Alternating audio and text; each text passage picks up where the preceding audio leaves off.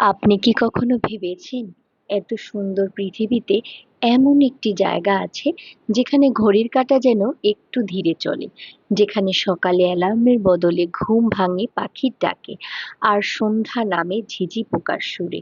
আজ চলুন ফিরে যাই সেই আপন ঠিকানায়, আমাদের গ্রামের বাড়িতে।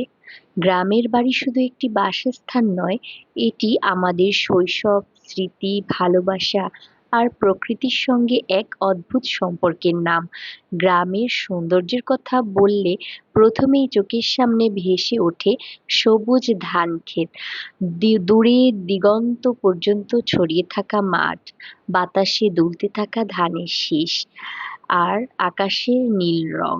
সব মিলিয়ে যেন প্রকৃতির আঁকা এক জীবন্ত ছবি। এবার একটু খাবারের কথা বলি। মাটির চুলায় রান্না করা ভাত, পুকুরের টাটকা মাছ, নিজের বাগানের শাকসবজি, খেজুরের রস, আম, কাঁঠাল, লিচু, এই স্বাদ ভাষায় বোঝানো কঠিন।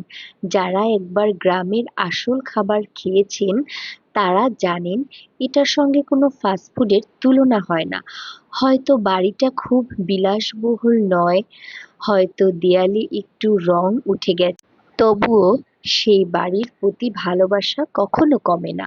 কারণ সেখানে আছে শৈশবের স্মৃতি, দাদু দাদির গল্প, আম গাছের নিচে বিকেলে কাটানো বর্ষার দিনের কাদামাটি। এই স্মৃতিগুলোই গ্রামের বাড়িকে পৃথিবীর সবচেয়ে সুন্দর জায়গাগুলোর একটি করে তোলে।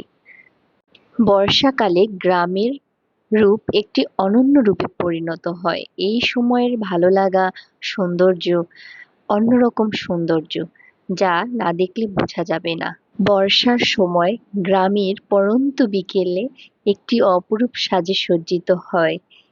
আজকে আমার ব্লগটি আপনাদের কেমন লেগেছে অবশ্যই জানাবেন।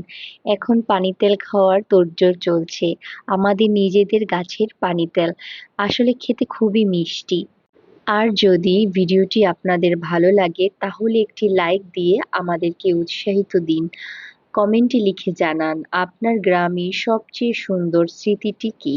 আজকের মতো এই পর্যন্তই। সবাই ভালো থাকবেন। টাটা।